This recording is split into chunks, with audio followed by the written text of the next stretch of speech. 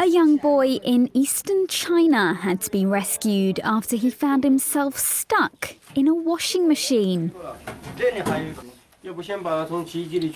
Firefighters had to cut the 3-year-old free by opening up the back of the appliance using hydraulic shears.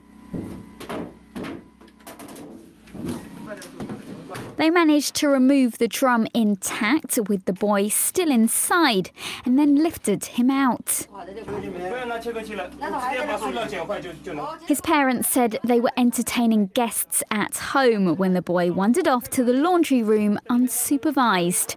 It wasn't until they heard him cry out, unable to move, that they knew where he was and that he was stuck. The child thankfully walked away without injury.